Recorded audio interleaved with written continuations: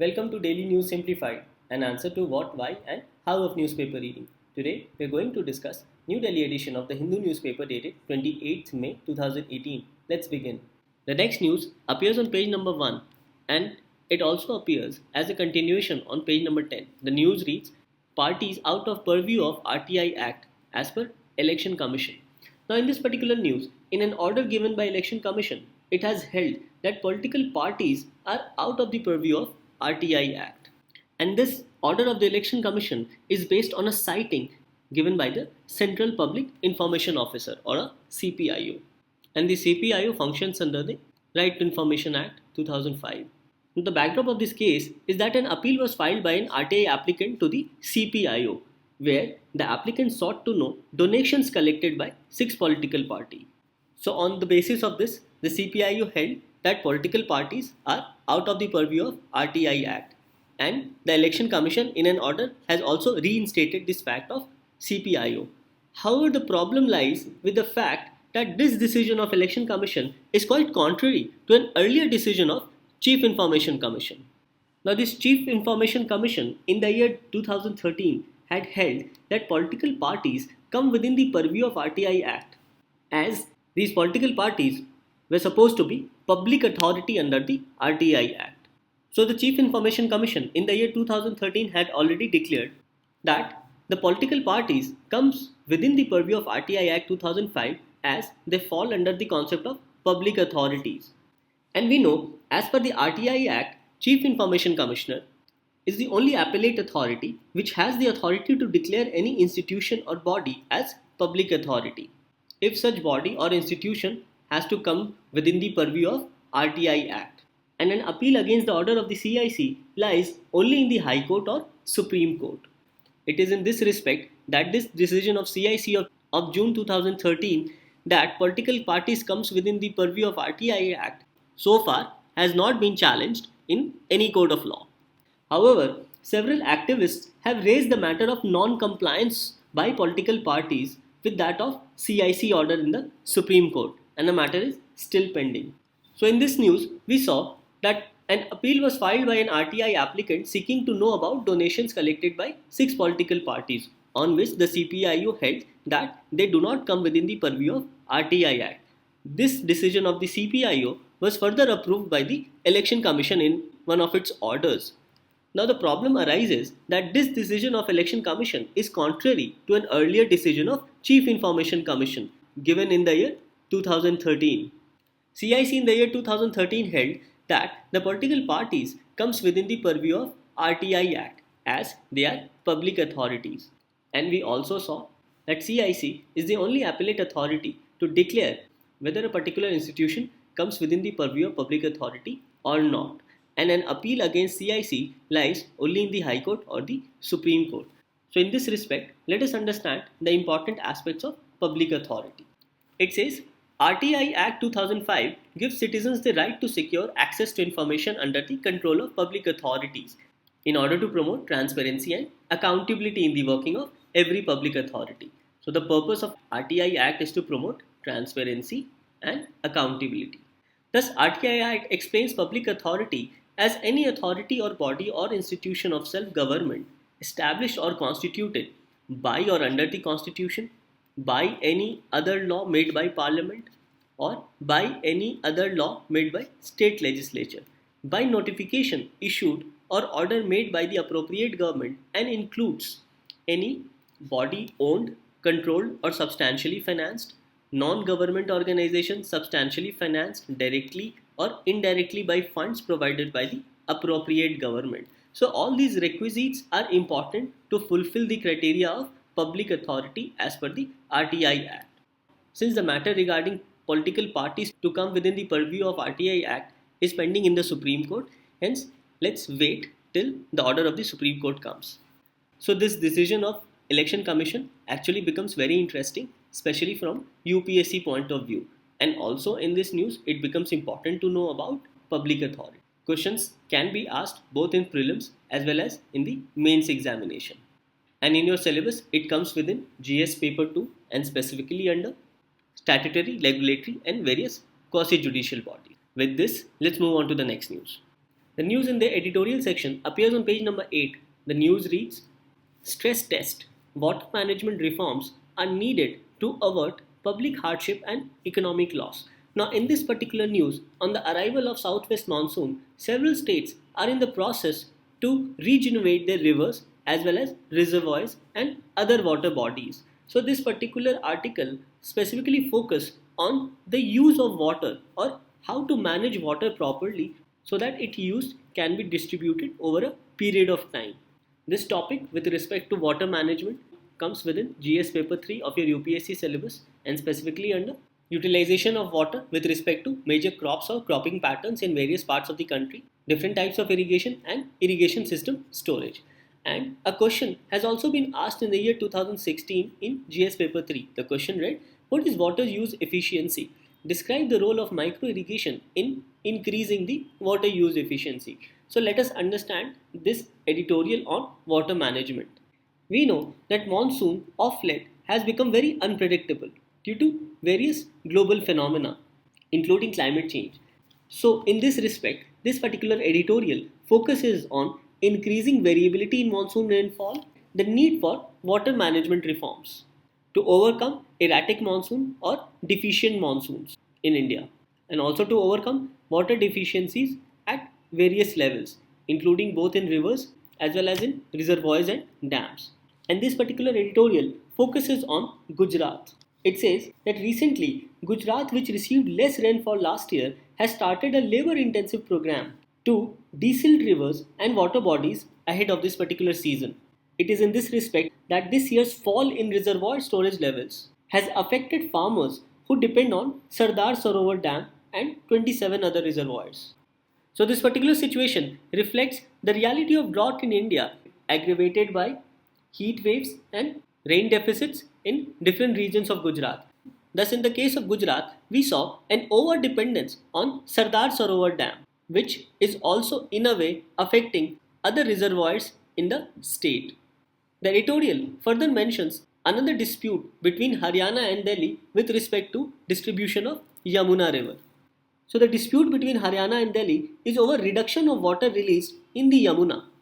This also highlights growing stress over a vital resource. Coming back to Gujarat, we saw that how over-dependence on Sardar Sarovar Dam has created problems for the farmers of Gujarat and also has led to less water in other reservoirs and water storages areas. In this respect, if Gujarat can improve rural water storage structures and creates many small wetlands, then it can ensure long-term prosperity for thousands of villages across the state, including the dry area of Saurashtra, Kutch and the northern region of Gujarat. By this process, farmers will also get relief from the unpredictable monsoon, which also in a way affect the flow of Narmada river. And creating small water storage structures across the state can be implemented in all the states or all the places where there is water scarcity in India, and also by creating small wetlands.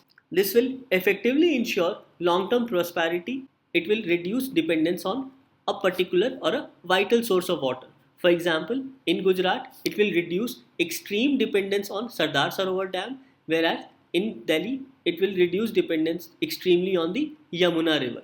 So, by creating different water storage structures, we can ensure efficient water usage. And through this process, farmers will also get relief from the unpredictable monsoon. It is interesting to know in this respect that Mihir committee estimated that public irrigation efficiency is just at about 35%. Thus, farmers need to adopt different technology including micro irrigation to increase this water use efficiency. And as we have seen, less dependence on one particular source will further lead to better management and utilization of water. So the process of decentralized water storage will not only help farmers but will also help cities which are facing severe water crisis, specifically in Gujarat, for example, Ahmedabad, Rajkot, Surat and Vadodara. Thus, to reduce dependence on monsoon or any particular source of water becomes extremely important, and in this respect, water management reforms must be undertaken by the government as soon as possible, not only to help citizens but also to avoid economic loss to the country. As we have already seen, this issue of water management comes within GS paper 3 and already a question has been asked in 2016. So this topic of water management becomes extremely crucial because the issue of water crisis will deepen in times to come. With this, let's move on to the next news. The next news appears on page number 8. The news reads, a deal that can be done. The Korean imbroglio reflects America's fear of any meaningful adjustment to the global balance of power. This article focuses on the recent US decision to first engage with North Korea in a summit and then subsequently cancelling the summit. And this subsequent decision of United States reflects US fear of any meaningful adjustment to the global balance of power, as there are mounting evidence of an emerging multipolar world and waning of US relative strength which it used to wield earlier. So in this article, let us understand about the US fear with respect to readjustment of global balance of power. Now the reasons for US fear is that the global balance of power has shifted from US unipolarity and dominance after the collapse of Soviet Union. And this has resulted in the emergence of a multipolar world. And this emergence of a multipolar world, especially after the financial crisis in 2008. However, the traditionalist elements in the US administration are still not ready to adjust to the contemporary reality and a changed multipolar world. And in this respect, emergence of China has also led to the readjustment of shift in global balance of power. And a deal between US and North Korea would signal a shift in the status quo in the East Asia region. As you can see in the map, both China as well as Russia have a self-interest in stabilizing of the region of this particular area. As according to the author, after such a deal, both China and Russia can pursue their ambitious geoeconomic plans for the entire region, including North Korea as well as South Korea. This would also signal a shift in the status quo of United States. In such a scenario, US then will have to be compelled to share power and influence with others, including China as well as Russia. In this, we saw why US is fearing with respect to an engagement with North Korea, as there was a shift of global balance of power, especially after the collapse of Soviet Union. From US dominance emerged an era of multipolar world, and especially after the 2008 financial crisis. The traditional elements in the US administration are still not ready to adjust to this contemporary reality and changed multipolar world, where different countries are also putting up their stake with respect to power and influence. And in this, emergence of China has also led to readjustment or shift global balance of power. And a deal between US and North Korea would shift a status quo in the East Asia region. And after the deal, both China and Russia can also pursue their own ambitious geoeconomic plans for the entire region. And in such a scenario, US then will have to be compelled to share power and influence with China, Russia, and others. However, despite the fear which US has, the author in this article still feels that a deal can be struck between US and North Korea. According to the author, a deal between North Korea and United States can still be done since North Korea is still awaiting a pragmatic solution for its state security and regime survival beyond the threat of using nuclear weapons. As also, such a deal will confine North Korea to a regional nuclear power. And this will also enable North Korea to have certain degree of autonomy from Beijing. And this deal will have the capacity to stabilize the region, including that of South Korea, China, Russia, and even Japan. So, regarding future possible deal, let's wait and watch how the United States and North Korea go forward with their engagement. So, in this future possible deal, we saw such a deal will be helpful because North Korea is still awaiting pragmatic solution for its state security as well as for its regime survival beyond nuclear threats. The deal will confine North Korea as a regional nuclear power, and this will enable North Korea to have certain degree of autonomy from Beijing, that is China, and this deal will have the capacity to stabilize the region, including that of South Korea, China, Russia, and Japan. As you can see in this particular map, that around North Korea there is South Korea in its south, China to its north, as well as Russia to its northeast, and also we have Japan here, and here you can see the Sea of Japan as well as Yellow Sea, between China and South Korea. So all these facts becomes interesting both from prelims as well as mains point of view. So it is important to understand in this news that any engagement of US with North Korea has greater ramification with respect to other countries surrounding the particular region. This topic forms a part of international relations of GS paper 2.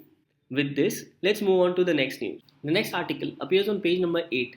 The news reads, a health scheme that should not fail. Implementation of Ayushman Bharat requires a strong reform agenda.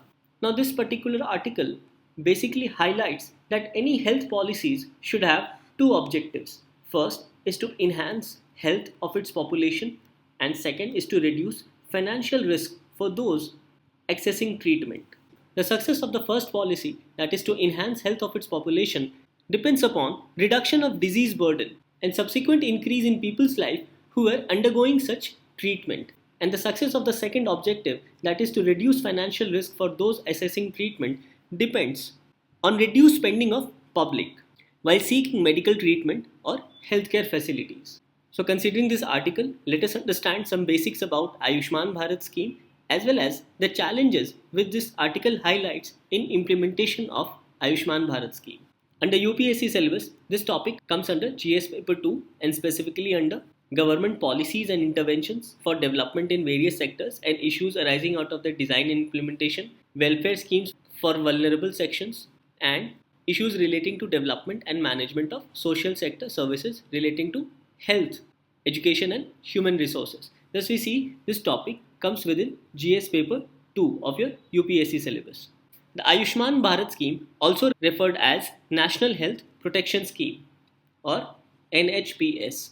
So in this respect, Ayushman Bharat has two components. First is the upgrading the 1,50,000 sub-centers into wellness clinics that will provide comprehensive health care including non-communicable diseases and maternal and child health services. And it also includes providing free essential drugs and diagnostic services. So this is the first part, that is to create better facilities at those sub-center levels, specifically by providing health services as well as free drugs. And second is to provide health security to 40% of India's population requiring hospitalization for up to a sum of rupees 5 lakh per year per family. The target beneficiary of the proposed scheme will be more than 10 crore families belonging to poor and vulnerable population based on socio-economic caste census database. Ayushman Bharat will subsume the ongoing centrally sponsored schemes, namely Rashtriya Swasthya Bima Yojana as well as Senior Citizen Health Insurance Scheme. If Ayushman Bharat is implemented properly, it will not only improve India's poor state of healthcare, but will also help in achieving the goals of equity, efficiency, and quality. However, the article suggests certain challenges with respect to implementation of Ayushman Bharat scheme. Let us see what those challenges are. First, it says massive shortages in the supply of services, including human resources, hospitals, diagnostic centers in the private and public sectors. The first of the challenges which Ayushman Bharat needs to overcome is to take care of massive shortages of supply of various services, including human resources, hospitals, and diagnostic centers in the public as well as private sector. The second challenge which the article mentioned is about unequal distribution of such resources, including free drugs, not only across states but also within districts in any state. Here we saw the concept of achieving goals of equity. So equal distribution among various districts of different states becomes one of the greatest challenge to overcome under this Ayushman Bharat scheme. The article says that to implement Ayushman Bharat scheme, there has been no substantial increase in resources allocated to health in the budget of 2018-19. Hence, its implementation is yet to be seen. Thus, without proper allocation of resources, quality as well as efficiency can't be achieved.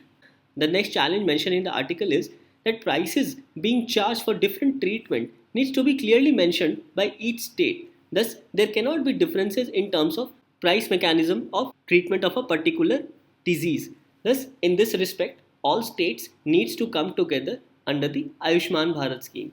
And it also says that budgets for wellness clinic must be clearly stated. This will help in improving primary care facilities, including human resources, drugs, as well as diagnostics. So the article mentions some of these challenges to achieve this goal of efficiency, equity, as well as quality. And if Ayushman Bharat scheme is implemented properly, it will improve India's poor state of healthcare. So this article on health policy and specifically on Ayushman Bharat as well as its challenges become extremely important with respect to UPSC examination. And this article becomes equally important from a mains point of view. With this, let's move on to the next news. The news appears on page number 7. The news reads, Women's health crucial to combat stunting. Study. Better nutrition education of mother can reduce growth impairment in children. So the emphasis is on better nutrition and education of mother. According to a study conducted by International Food Policy Research Institute, that is IFPRI, highlights the impact of women's health on stunting of children. And this impact of women's health on stunting of children was conducted by analyzing data from National Family Health Survey 4. And this particular study was conducted across 640 districts in India. So before analyzing the report of this particular survey, let us first understand the basics of stunting. As per UNICEF, stunting reflects chronic undernutrition during most critical periods of growth and development in early life of any children. Stunting and other forms of undernutrition are thought to be responsible for nearly half of all child's deaths globally. So this becomes a very important and significant fact, not only to understand but also to realize its impact of undernutrition on health of a child. So let us also see how stunting impacts children. Stunting is associated with an underdeveloped brain with long-lasting harmful consequences including diminished mental ability and learning capacity. So an underdeveloped brain also leads to diminished mental ability and learning capacity, which can further lead to poor school performance in childhood. And this can further lead up to reduced earnings and increased risk of nutrition related chronic diseases such as diabetes, hypertension, and even obesity in the future. Thus, we see this diminished mental ability and learning capacity leads to poor school performance, which can further reduce economic earnings and can also lead to increased risk of nutrition related chronic diseases such as diabetes, hypertension, and even obesity.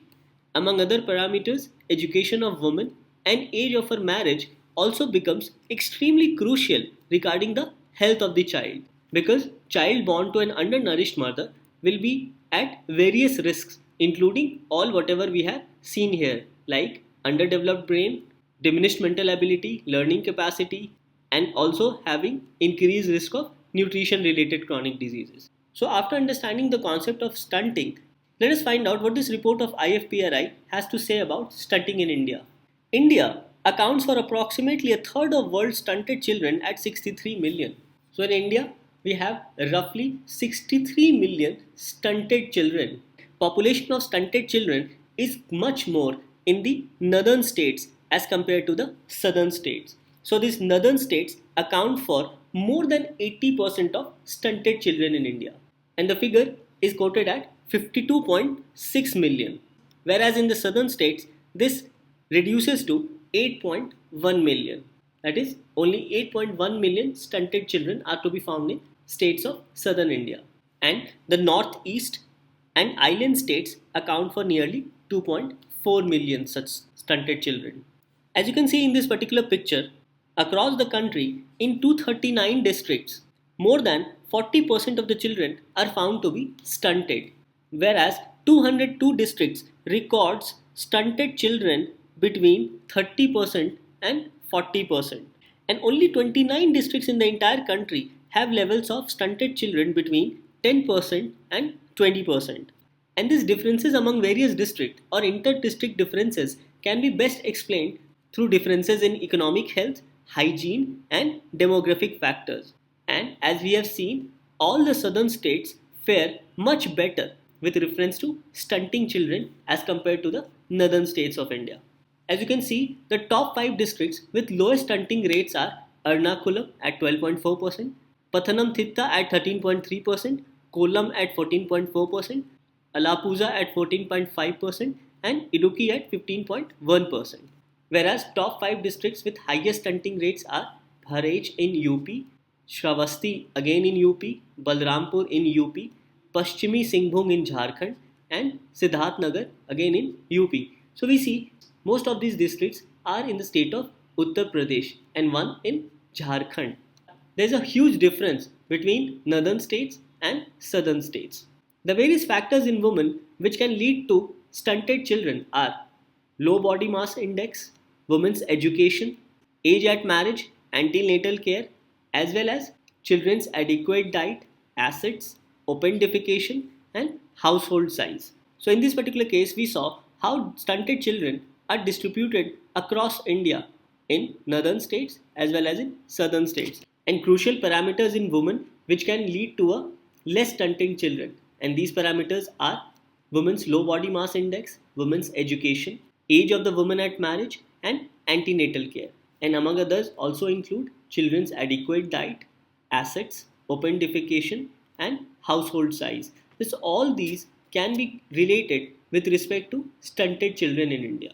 In this respect, let us also understand about National Family Health Survey. The National Family Health Survey, that is NFHS, is a large scale multi round survey conducted in a representative sample of households throughout India. The Ministry of Health and Family Welfare has designated International Institute for Population Sciences, that is IIPS, as the nodal agency responsible for providing coordination and technical guidance for this National Family Health Survey. This National Family Health Survey has been funded by United States Agency for International Development with supplementary support from UNICEF, that is United Nations Children's Fund. IIPS collaborated with a number of field organizations for survey implementation, and each field organization was responsible for conducting survey activities in one or more states covered under National Family Health Survey. This data analyzed with National Family Health Survey 4. So let us understand so far how many National Family Health Surveys have been conducted in India. As you can see, so far 4 National Family Health Surveys has been conducted in India, and the fifth shall be conducted in the year 2018 and 19. The first one was conducted in 1992-93, the second one conducted in 98-99, third in 2005-2006, and fourth, on which this report is tabled, was conducted in the year 2015 and 16. So in this particular news, how in a study of IFPRI has highlighted the impact of women's health on stunting of children. And for this particular survey, they have utilized data from National Family Health Survey. Previously, as you can see, previously questions have been asked in the mains examination. Poverty alleviation programs in India remain mere showpieces until and unless they are backed up by political will. Discussed with reference to performance of major poverty alleviation programs in India. And the second question read, hunger and poverty are the biggest challenges for good governance in India still today. Evaluate how far successive governments have progressed in dealing with these humongous problems. Suggest measures for improvement. As we have studied that poverty and undernourishment is one of the major reasons for stunting of children. The government need to take care of the issue of stunting by address through various schemes and proposals. This topic forms a part of GS paper 2, specifically under issues relating to development and management of social sector services relating to health, education and human resources, and also issues relating to poverty and hunger. Thus, this topic of stunting of children becomes extremely important both from prelims as well as from mains point. With this, we come to an end to today's newspaper discussion. Let's move on to the question for the day.